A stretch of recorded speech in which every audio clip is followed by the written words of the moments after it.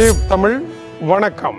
லெபனானில் இஸ்ரேல் நடத்திய தாக்குதலில் 83 பிள்ளைகள் மரணம். மனித உரிமைகள் கழகம் தகவல். இவர்கள் ஹிஸ்புல்லாவின் தளபதிகள் அல்ல என்பது இதனுடைய கருத்து. 214 பேர் மேலும் படுகாயமடைந்திருக்கின்றார்கள். இவர்களில் பலருடைய நிலை கவலைக்கிடமாக இருக்கின்றது. இஸ்ரேல் இந்த போரில் நடத்தி இருப்பது போர்க்குற்றம் என்று அறிவிக்கப்பட்டிருக்கின்றது. இரண்டாவது பெரிய தவறை இஸ்ரேல் இழைத்திருக்கின்றது. தென்புற லெபனானில் பொஸ்பரஸ் குண்டுகளை வீசி இருக்கின்றது. பொஸ்பரஸ் வெள்ளை நிற பவுடர் குண்டுகளானவை உடனடியாக தீப்பற்றி எரியும். அந்த தீயை அணைப்பது கடினம். அதனுடைய தாக்கம் மிக பரவலாக இருக்கும். ஆனால் தான் அவ்வாறு செய்யவில்லை என்று இஸ்ரேலினுடைய IDF படைப்பிரிவு கூறுகின்றது. ஆனால் பொஸ்பரஸ் குண்டுகளினால் தாக்குதல் நடத்துகின்ற பொழுது அதனுடைய எச்சங்கள் அந்த தாக்குதலை 100% இதுதான் தாக்குதல் என்று சரியாக கண்டுபிடிக்க கூடியதாக இருக்கும் என்று தெரிந்தும் இஸ்ரேல் இருந்த கருத்தை முன்வைத்திருக்கின்றது.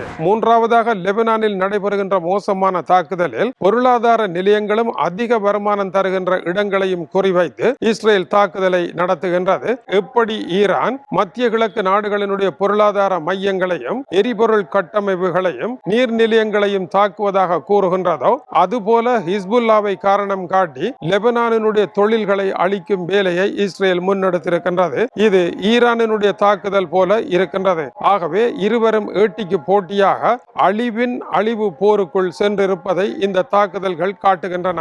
மேலும் சவுதி அரேபியாவின் மீது தாக்குதலை நடத்திவிட்டு சவுதியினுடைய விமானங்களும் எரிபொருள் நிரப்புகின்ற டேங்கர் விமானங்களும் மத்திய கிழக்கு நாடுகளில் அமெரிக்கா இஸ்ரேலுக்கு உதவுவதாக ஈரான் குற்றம் சாட்டியது சவுதி முற்றாக மறுத்திருக்கின்றது. இந்த போரில் தாங்கள் ஈடுபடவில்லை என்று அழுத்தம் திருத்தமாக கூறியிருக்கின்றது. குவைத்தினுடைய விமான நிலையங்கள் தொடர்ந்து தாக்குதலுக்கு உள்ளாகி அங்கு பல நூற்றுக்கணக்கான குண்டுகள் வீசப்பட்டு இருப்பதாக குவைத் அறிவிக்கின்றது. எப்படி சதாம் ஹுசேன் குவைத்தை தாக்கினாரோ அதுபோல இப்பொழுது ஈரான் குவைத்தை தாக்கி கொண்டிருப்பதாக தெரிவிக்கப்படுகின்றது. இந்த நிலையில் மொய்ட்ராபா காமேனி புதிதாக பதவி ஏற்று இருப்பதை ரஷ்ய அதிபர் புட்டின் வரவேற்றிருக்கின்றார். தன்னுடைய தந்தையின் வழியில் இவர் முன்னேறி செல்ல தன்னுடைய வாழ்த்துக்களை தெரிவித்திருக்கின்றார். நிலை தடுமாறாத ஆதரவை ரஷ்யா ஈரானுக்கு வழங்கும் என்று ரஷ்ய அதிபர் புட்டின் இப்பொழுது தெரிவித்திருக்கின்றார். எனவே அயதுல்லா கமேனியை காப்பாற்றாவிட்டாலும் கூட ஈரானினுடைய ரெவல்யூஷன் கார்ட் படைப்பிரிவை காப்பாற்றுவேன் என்கின்ற பொருளை ரஷ்ய அதிபர் தந்திருப்பதானது போரை மேலும் குரூரமான இடம் நோக்கி நகர்த்த போவதன் அடையாளமாக இருக்கின்றது.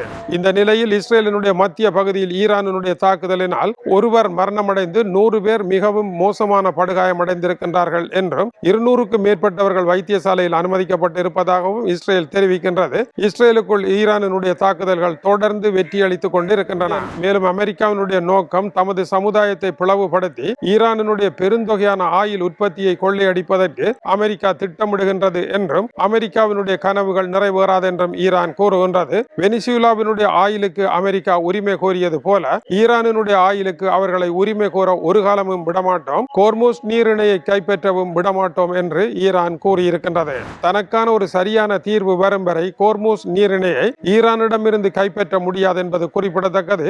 ஈரான் கடல் ரீதியாக பலம் இழந்தாலும் தரையில் இருந்து தாக்கினால் அந்த நீரிணை செயற்பட முடியாத சூழ்நிலை வரும். 1970ஆம் ஆண்டு உலகளாவிய எரிபொருள் நெருக்கடி வந்தது போல அதை தாண்டிய புதிய நெருக்கடி இப்பொழுது வந்திருக்கின்றது. உலக நாடுகளில் எல்லாம் எரிபொருளினுடைய விலை உயர்வடைய தொடங்குகின்றது. ஒரு தடவை எரிபொருள் விலை உயர்ந்தால் பின்னர் அதை இறக்குவது மிகவும் கடினம். அம்மா மலையேறி விட்டது என்று கூறுவார்கள். இந்தம்மா மலையேறினால் இறக்க முடியாத அம்மா என்பதும் குறிப்பிடத்தக்கது.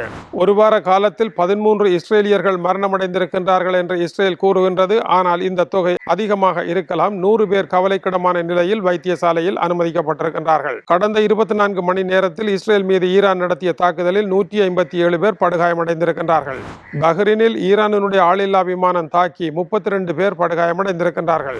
ஈராக்கில் உள்ள அமெரிக்காவினுடைய பல தளங்கள் ஈரானினுடைய தாக்குதலுக்கு உள்ளாகி இருக்கின்றன. அமெரிக்க படைகளினுடைய இழப்பும் சடலங்களும் அமெரிக்காவை சென்றடைய ஆரம்பித்திருக்கின்றன. வியட்நாம் போருக்கு பின்னதாக இத்தகைய ஒரு நிலை ஏற்பட்டிருக்கின்றது. டென்மார்க்கினுடைய ரோஸ்கில பல்கலைக்கழகத்தினுடைய சர்வதேச விவகார நிபுணர் அமெரிக்க அதிபர் எதிர்பார்த்தபடி ஈரானினுடைய ஆட்சியை அவரால் மாற்ற முடியவில்லை. அவர் எதிர்பாராதபடி ஈரானில் ஆட்சி மாற்றமடைந்திருக்கின்றது. இப்போதைய புதிய தலைவர் அமெரிக்காவுடன் சமரசத்திற்கு ஒரு காலமும் செல்ல மாட்டார். அவர் ரெவல்யூஷன் கார்ட் படைப்பிரிவை கட்டுப்பாட்டில் வைத்திருப்பவர். மேலும் ஈரானில் நடைபெற்ற ஆர்ப்பாட்டங்களை அடக்கிய பொழுது அதில் முன்னணியில் இருந்தது அவர்தான். ஈரானில் பெண்கள் போராட்டம் நடைபெற்ற பொழுது அதையும் அடியோடு அன்போடு அளித்ததில் அவருடைய பாத்திரம் பெரும் பாத்திரமாக இருப்பதனால் அவர் இந்த இடத்தில் சமரசம் காணக்கூடிய ஒரு கேரக்டர் அல்லவே அல்ல என்று டென்மார்க்கினுடைய செய்தியாளர்கள் மதிப்பீடு செய்கின்றார்கள். மொய்டாபா காமேனி தகப்பனுடைய நிழலில் மறைந்திருந்து போரை நடத்தியவர். அவர் மக்கள் செல்வாக்கு இல்லாதவர், மக்களால் பெருமளவு அறியப்படாத ஒருவர். இருந்தாலும் அவர் ஒரு கடும்போக்குவாதியாக இருப்பதனால்